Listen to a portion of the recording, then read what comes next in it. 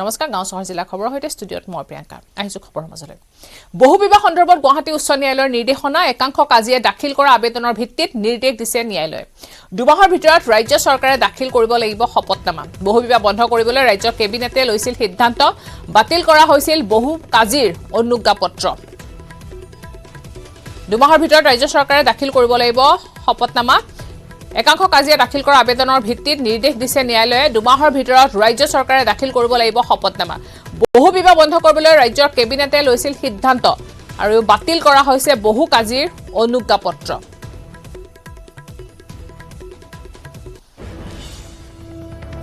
বহু বিবাহ সন্দৰ্ভত গুৱাহাটী উচ্চ ন্যায়ালয়ৰ নিৰ্দেশনা একাংশ কাজিয়া দাখিল কৰা আবেদনৰ ভিত্তিত দিয়া হৈছে নিৰ্দেশনা বহু বিবাহ বন্ধ কৰিবলৈ ৰাজ্য কেবিনেটে লৈছিল সিদ্ধান্ত একাংশ কাজিয়া দাখিল কৰা আবেদনৰ ভিত্তিত নিৰ্দেশ দিছে ন্যায়ালয়ে দুমাহৰ ভিতৰত ৰাজ্য চৰকাৰে দাখিল কৰিব লাগিব শপতনামা বহু বিবাহ বন্ধ কৰিবলৈ ৰাজ্য কেবিনেটত সিদ্ধান্ত লোৱা হৈছিল বাতিল কৰা হৈছিল বহু কাজিৰ অনুজ্ঞাপত্ৰ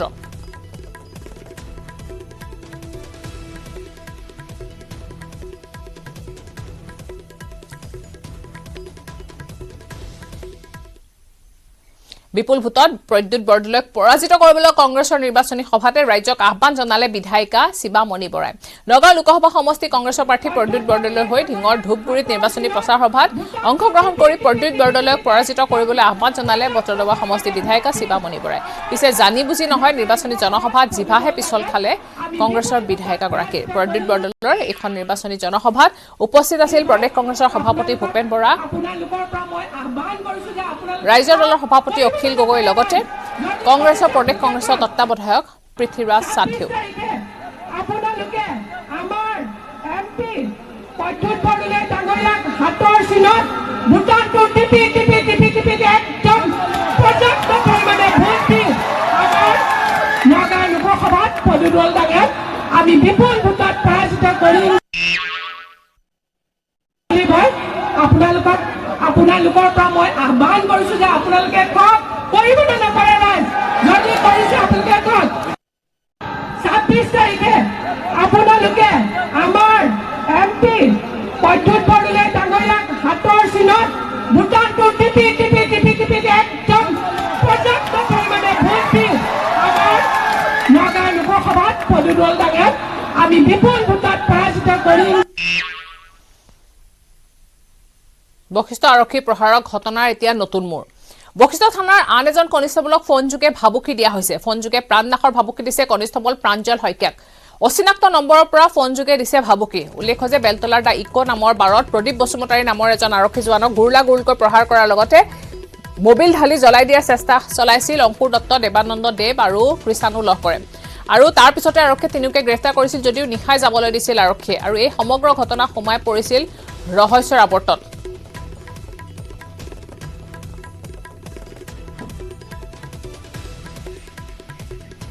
আৰু তাৰ পিছত আন এজন কনিষ্টবলক এতিয়া ভাবুকি দিছে ফোন যোগে ভাবুকি দিয়া হৈছে আন এজন কনিষ্টবলক কিছুদিন পূৰ্বে এজন আৰক্ষী বিষয়াক মোবাইল ঢালি জ্বলাই দিবলৈ চেষ্টা কৰিছিল আৰু তাৰ পিছতে তেওঁলোকৰ তিনিজন বিষয় অভিযুক্ত আছিল তেওঁলোকক এৰি দিয়া হৈছিল কিন্তু এতিয়া এটা নতুন মোৰ দেখিবলৈ পোৱা গৈছে আন এজন কনিষ্টবলক ভাবুকি দিছে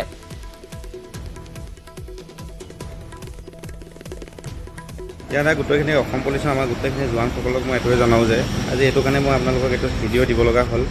মই বশিষ্ঠত বৰ্তমান মই লিভ এভিয়েনৰ হয় মই ইয়াতে ডেপুটেশ্যন আছোঁ ওৱান অন টু ডেপুটেশ্যন আছোঁ ওৱান অন টু ডেপুটেশ্যন থকাৰ পিছত পৰহি দিনা ঘটনাটো গম পাইছে যিটো আমাৰ লগৰ এজনক সতীৰ্থ এজনক পেট্ৰল ঢালি বা মোবিল ঢালি তেনেকৈ জ্বলাই দিব ওলাইছিলে সেই কেছটোত বচাব যাওঁতে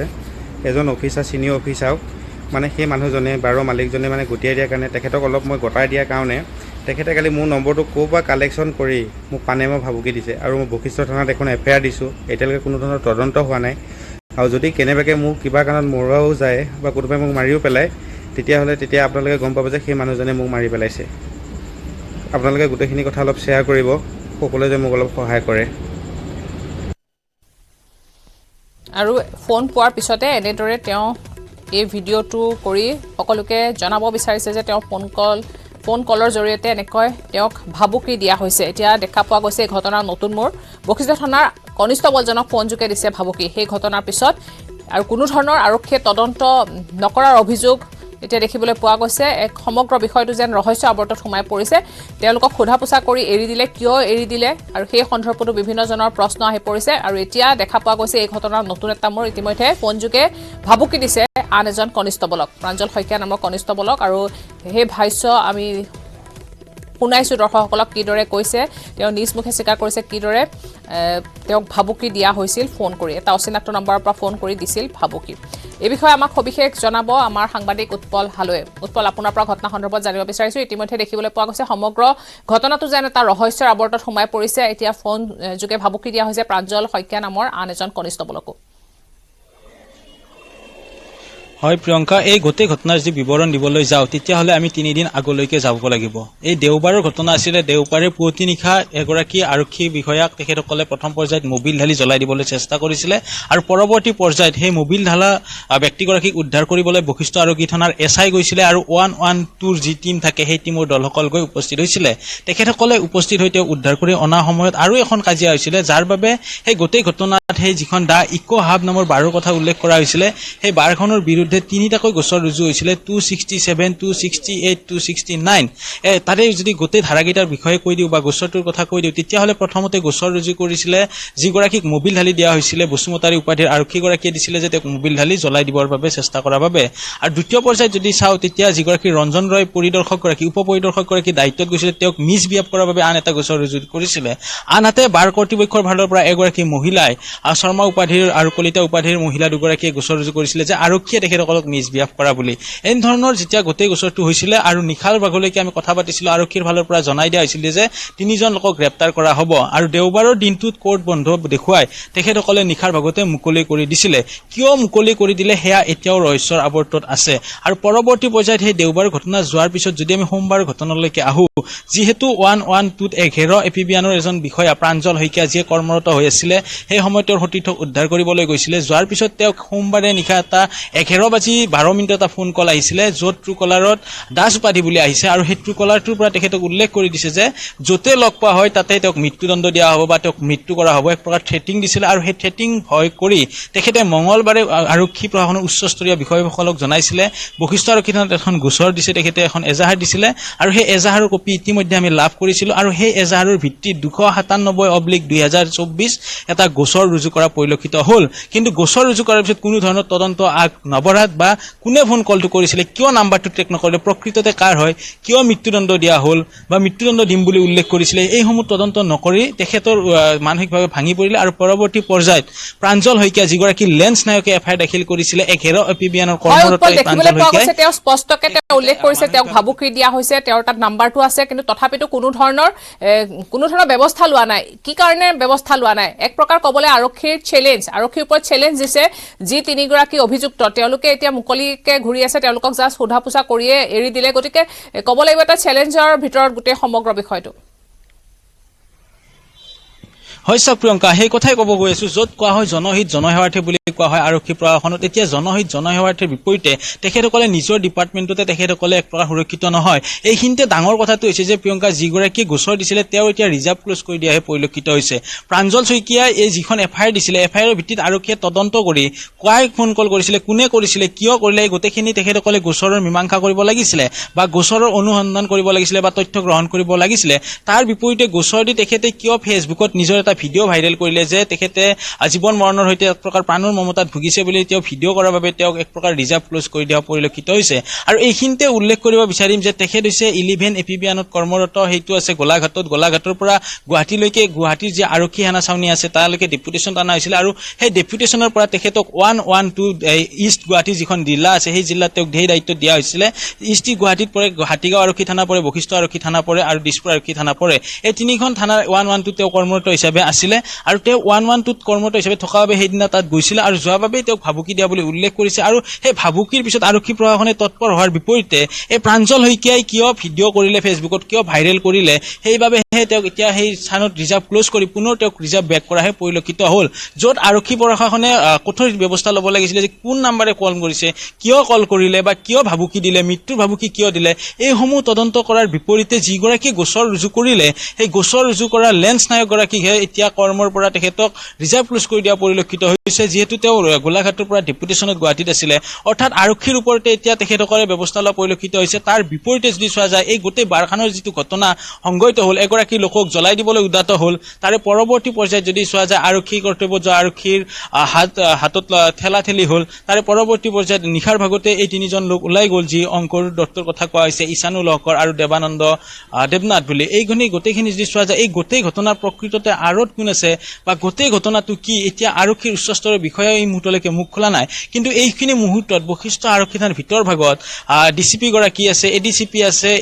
এচিপি আছে আৰু সমান্তৰালভাৱে হাতীগাঁও আৰক্ষী থানাৰ ওচি বশিষ্ঠ আৰক্ষী থানাৰ ওচি আৰু দিছপুৰ আৰক্ষী থানাৰ ওচিয়ে এই মুহূৰ্তৰ ভিতৰত এখন ৰুদ্ৰধাৰ বৈঠকত মিলিত হৈ আছে আৰু সেই ৰুদ্ৰধাৰ বৈঠকৰ অন্ততে যিগৰাকী প্ৰাঞ্জল শইকীয়াই এফআইআৰ দাখিল কৰিছিলে তেওঁক উল্লেখ কৰিছে যে তেওঁক ৰিজাৰ্ভ ক্লোজ কৰি দিয়া হৈছে আৰু তেওঁক এতিয়া কামান দিয়া নহ'ব এই ধৰণে উল্লেখ কৰা হৈছে এতিয়া আৰক্ষী প্ৰশাসনৰ ফালৰ পৰা তেখেতসকলে আমি বাৰম্বাৰ কৈছো যে তেওঁক যিখন এফআইআৰ দাখিল কৰিলে যিটো 297/24 গোচৰ ৰুজু কৰিলে নতুনকৈ সেই গোচৰটোৰ ভিত্তিত উল্লেখ কৰিব লাগিছিলে যে কোনে ফোন কৰিছিলে সেই নাম্বাৰটো ট্ৰেক কৰি উলিয়াব লাগিছিলে তাৰ বিপৰীতে এতিয়া যিগৰাকী এফআইআৰ দাখিল কৰে উৎপল এই মুহূৰ্তত ধন্যবাদ জনাইছো আপুনি যিদৰে উল্লেখ কৰিছে সমগ্ৰ বিষয়টো যিদৰে তদন্ত হ'ব লাগিছিলে বা যিদৰে তেওঁলোকে আগবঢ়াই নিব লাগিছিলে সেই ধৰণে হোৱা নাই এতিয়া বিপৰীত এখন ছবিহে দেখিবলৈ পোৱা গৈছে ইটোৰ পিছত সিটোকৈ নতুন মূৰ গতিকে সমগ্ৰ ঘটনা এতিয়া ৰহস্যৰ আৱৰ্তত সোমাই পৰিছে এতিয়া এই পিছত এতিয়া কি ধৰণৰ ব্যৱস্থা গ্ৰহণ কৰে সেয়া সময়তহে হ'ব লক্ষণীয় ধন্যবাদ জনাইছো উৎপল আপোনাক এই মুহূৰ্তত খবৰ আৰু আছে কিন্তু তাৰ আগতে লৈছো এটা সৰু বিৰতি ভাৰতৰ গৌৰৱ গোটেই বিশ্বতেই ইয়াৰ সন্মান ষ্ট্ৰং মানে মাইথান ষ্টীল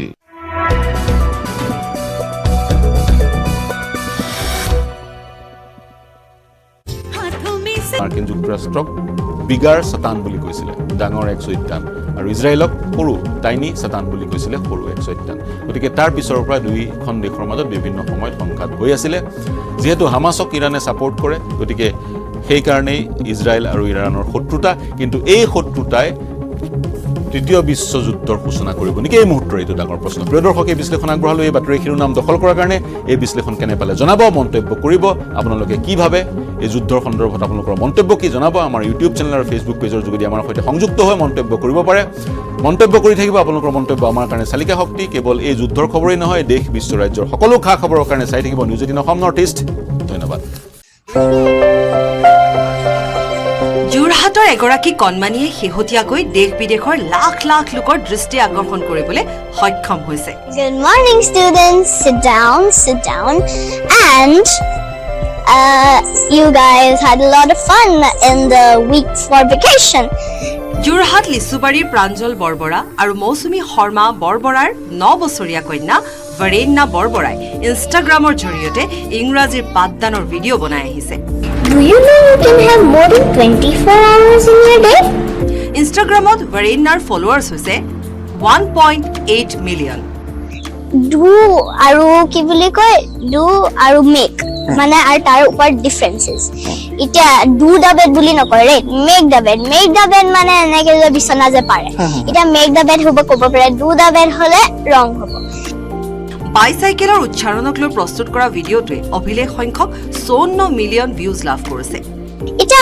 bicycle নহয় this is not bicycle this is bicycle just like popsicle it is bicycle and there's also a tricycle and there are many more etc বৰেণ্যাৰ ভৱিষ্যতে এগৰাকী অভিনেত্ৰী হোৱাৰ ইচ্ছা বৰেণ্যাৰ এই সফলতাৰ আঁৰত আছে তেওঁৰ পিতৃ মাতৃ আৰু বায়েক সৰু সৰু কথা তাৰমানে ঘৰটো টুৰ কৰে এইবোৰ মোৰ ঢেৰ আছে ভৰ্তি হৈ আছে গেলেৰী তাৰপিছতে বিহু সংক্ৰান্তি হলে তাই তাৰ ওপৰত কিবা এটা কয় মেখেলা চাদৰ পিন্ধি পেলাই এনেকুৱাকে তাই নিজৰ ভিডিঅ'ছবোৰ বনাই থাকে মই সকলোবোৰ পোষ্ট নকৰো কিছুমান মই পোষ্ট কৰোঁ কেতিয়াবা তাই ইনষ্টাগ্ৰামত মই একাউণ্ট এটা মনে মনে খুলিও থৈছিলো তাৰপিছত পোষ্ট কৰি পেলাই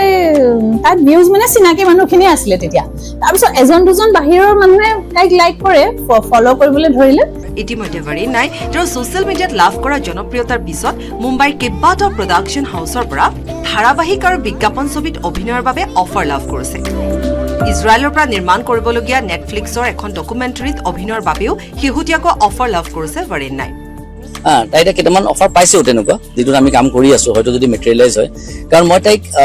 কমাৰ্চিয়েলি কোনো ধৰণৰ প্ৰেচাৰাইজ কৰিব খোজা নাই। তাইৰ যিটো চাইল্ডহুড সেইটো মই নষ্ট কৰি দিব খোজা নাই। কাৰণ এনেকুৱা হয় বহুত যে সৰু ল'ৰা ছোৱালীয়ে এটা বয়সত খুব বেছি প্ৰমোশ্যন পায়, তাৰপিছত নাইকিয়া হৈ যায়। মই বিচাৰোঁ তাই এইটো নিজে প্ৰফেচনেলি ল'বলৈ শিকক। তাই এতিয়ালৈকে প্ৰফেচনেলি লোৱা নাই, তাই ট্ৰেইন নহয়। ভৰিণাৰ ইনষ্টাগ্ৰাম একাউণ্টটো হেকাৰে হেক কৰি ধন দাবী কৰিছিল যদিও বিশ্বজুৰি থকা তেওঁৰ অনুগামীসকলৰ দাবীত পুনৰ একাউণ্টটো হেকাৰে ঘূৰাই দিবলৈ বাধ্য হয়। যোৰহাটৰ পৰা সংখ্যালঘু এলেকাত বিজেপিৰ ইখনৰ পিছত সিখনকৈ সভা। মাজনিশা বিজেপিৰ বাবে দুৱা কৰিলে সংখ্যালঘু লোকে। ঢিঙৰ ধূপগুৰিত মঙলবাৰে সংখ্যালঘু লোকৰ মাজত অনুষ্ঠিত হ'ল বিজেপিৰ সভা। লাহৰীঘাটৰ শ মুফতি আলিম উলেমা হাজি মৌলানা মৌলবীৰ উপস্থিতিত অনুষ্ঠিত হয় বিজেপিৰ বিশেষ সভাখন। সভাত ইছলাম ধৰ্মাৱলম্বী লোকসকলৰ মাজত উপস্থিত থাকে বিধায়ক জিতু গোস্বামী আৰু নগাঁও লোকসভা সমষ্টি বিজেপি দলৰ প্ৰাৰ্থী সুৰেশ বৰা আৰু সকলোৱে মিলি কৰিলে দুৱা। সংখ্যালঘু লোকক সম্বোধন কৰি বিধায়ক জিতু গোস্বামীয়ে ক'লে বিজেপি চৰকাৰ উন্নয়ন আৰু বিকাশৰ বাবে সংখ্যালঘু ৰাইজে ভোট প্ৰদান কৰিব। AIDFৰ প্ৰাৰ্থী আমিনুল ইছলামে সংখ্যালঘু ৰাইজক AIDFক ভোট প্ৰদান কৰিবলৈ প্ৰচাৰ অভিযান অব্যাহত ৰখাৰ সময়তে বিজেপিৰ সভাত ভাগ লৈ শ মুফতি আলিম উলেমা হাজি মৌলানা মৌলবীয়ে আপোনালোকৰ পৰা আশীৰ্বাদ বিচাৰিছে, দুৱা বিচাৰিছে যেন আমাৰ সুৰেশ বৰা ডাঙৰীয়া এইবাৰ নগাঁও লোকসভাৰ পৰা সাংসদ হিচাপে মনোনীত কৰিব পাৰে, নিৰ্বাচিত হয় আৰু মুখ্যমন্ত্ৰী ডাঙৰীয়াৰ কাৰণে তেখেতে আপোনালোকৰ পৰা দুৱা বিচাৰিছে। আৰু মই শেষত সকলোকে পুনৰ এবাৰ অনুৰোধ কৰি যে আপোনালোকে যদি ভাবে আৰু আপোনালোকতকৈ আৰু ভাল সমাজত দ্বিতীয়জন ব্যক্তি নাই যোনে পৰিৱৰ্তন আনিব পাৰিব। সকলো এক হ'ব লাগে। মই যিহেতু কেণ্ডিডেট বিয়লি 5 বজাত অন্ত পৰিব প্ৰচাৰ অভিযান। 26 এপ্ৰিলত 5টা সমষ্টিত ক্ৰমে নগাঁও, ডিফু, দৰং, ওদালগুৰি, কৰিমগঞ্জ আৰু শিলচৰতো হ'ব ভোটগ্ৰহণ। অন্তিম দিনটোত বিশেষকৈ নগাঁও লোকসভা সমষ্টিত প্ৰচাৰ চলাব ৰথী মহাৰথীয়ে।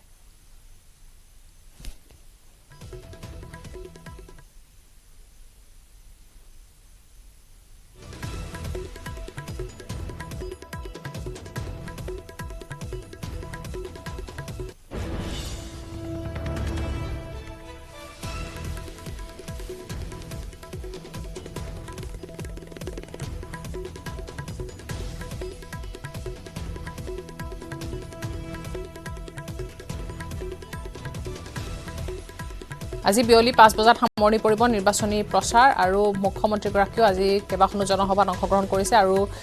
জনসভাত অংশগ্ৰহণ কৰিব। ইখনৰ পিছত সিখনকৈ নন ষ্টপ প্ৰচাৰ। মুখ্যমন্ত্ৰীৰ লগতে প্ৰাৰ্থীসকলে আজি অন্তিম দিনা নিৰ্বাচনী প্ৰচাৰ ব্যস্ত হৈ আছে। আজি অন্তিম দিনৰ আজি 5 বজাত সামৰণি পৰিব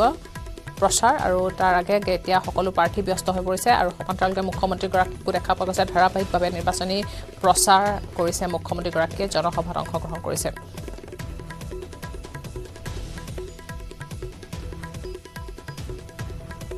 ছাব্বিছ এপ্ৰিলত 5টা সমষ্টিত হ'ব ভোটগ্ৰহণ আৰু তাৰ বাবে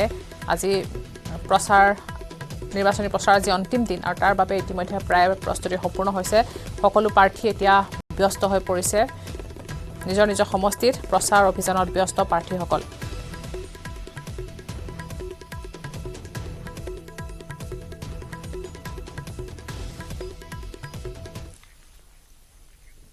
সংখ্যালঘু এলেকাত বিজেপি ইখনৰ পিছত সিখনকৈ সভা। মাজনিশা বিজেপিৰ বাবে দুৱা কৰিলে সংখ্যালঘু লোকসকলে। ঢিঙৰ ধূপগুৰিত মঙলবাৰে সংখ্যালঘু লোকৰ মাজত অনুষ্ঠিত হ'ল এখন সভা। লাহৰীঘাটত শ মুফতি আলিম উলেমা হাজি মৌলানা মৌলবীৰ উপস্থিত থাকে আৰু বিজেপিৰ বিশেষ সভাত ইছলাম ধৰ্মাৱলম্বী লোকসকলে উপস্থিত থাকি বিধায়ক জিতু গোস্বামী আৰু নগাঁও লোকসভা সমষ্টি বিজেপি দলৰ প্ৰাৰ্থী সুৰেশ বৰাৰ বাবে কৰিলে দুৱা। সংখ্যালঘু লোকক সম্বোধন কৰি বিধায়ক জিতু গোস্বামীয়ে ক'লে যে বিজেপি চৰকাৰৰ উন্নয়ন আৰু বিকাশৰ বাবে সংখ্যালঘু ৰাইজে ভোট প্ৰদান কৰিব লাগে। AIDFৰ প্ৰাৰ্থী আমিনুল ইছলামে সংখ্যালঘু ৰাইজক AIDFক ভোট প্ৰদান কৰিবলৈ প্ৰচাৰ অভিযান অব্যাহত ৰখাৰ সময়তে বিজেপিৰ সভাত ভাগ লৈ শ মুফতি আলিম উলেমা হাজি মৌলানা আৰু মৌলবী হিন্দুস্তান কি ইনসানों को हिफाजत फरमा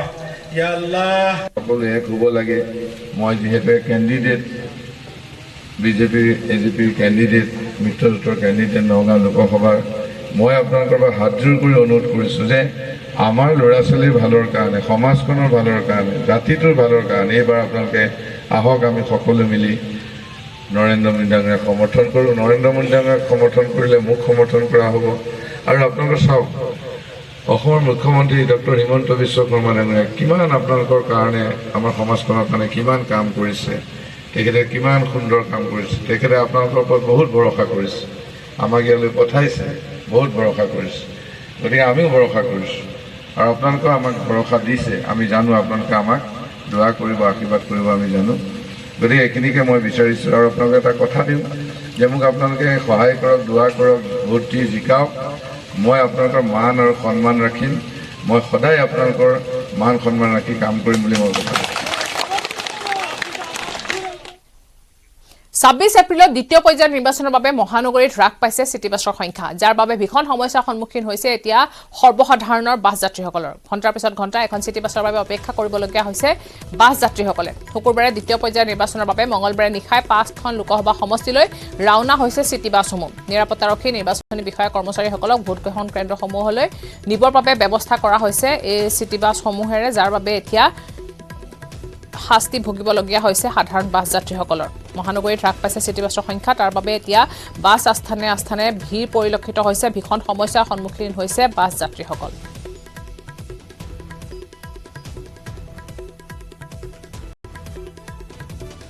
এফালে প্ৰচণ্ড গৰম আৰু আনফালে এনেদৰে দেখা পোৱা গৈছে বাছ আস্থানত বাছৰ সংখ্যা কম আৰু যাত্ৰীৰ সংখ্যা বেছি চিটি বাছৰ সংখ্যা কমি যোৱাৰ ফলত এতিয়া যন্ত্ৰণা ভুগিব লগা হৈছে চিটি বাছত যাত্ৰা কৰা লোকসকলে দীৰ্ঘ সময় ধৰি অপেক্ষা কৰি থাকিবলগীয়া হৈছে বাছ স্থানসমূহত যেহেতু বাছৰ সংখ্যা কমিছে গতিকে যন্ত্ৰণা ভোগ কৰিবলগীয়া হৈছে এতিয়া বাছ যাত্ৰীসকলে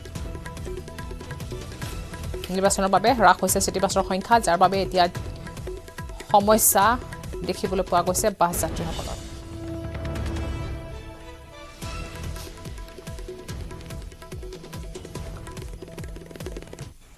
কি জোৰত কি জিয়াশ্ৰত কি LMB ৰোড গুৱাহাটী মহানগৰী এতিয়া ৰাজপথত দেখিবলৈ পোৱা যোৱা নাই যাত্ৰীবাহী বাছৰ চলাচল কাৰণ নিৰ্বাচনৰ বতৰ আৰু তেনে সময়তে এতিয়া বাছ ষ্টপেজে যাত্ৰীয়ে দিবলগীয়া হৈছে বন্দাপৰ যি সময়ত পৰিবহণ বিভাগে প্ৰায় 200ৰো অধিক যাত্ৰীবাহী বাছ এক প্ৰকাৰ জব্দ কৰিছে তেনে সময়তে কিন্তু হাহাকাৰ কৰিবলগীয়া হৈছে যাত্ৰীয়ে